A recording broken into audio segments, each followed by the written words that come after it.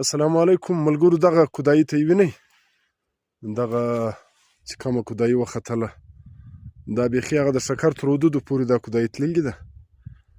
اوس د دا کودایي مقاصد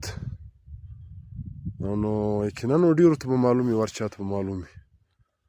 دغه اوس دلته زموږ یو ملګری کې ودرېدی، بلکل د انسان تر سر لم لوړول.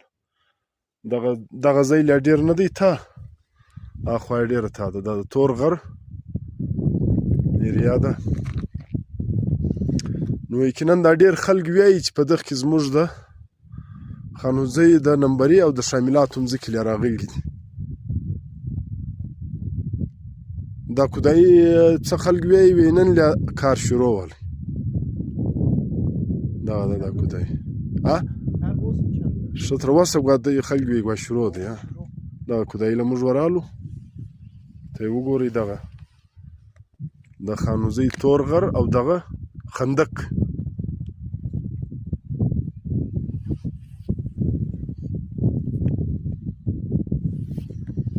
الله د ولس ته خیر ورپېښوي، الله د ولس ته اتحاد و اتفاق ورکړي. انشاءالله چې اتفاق راشي دا تر ډېر خندقونه به د الله په فضل سره بیا برته بند شي.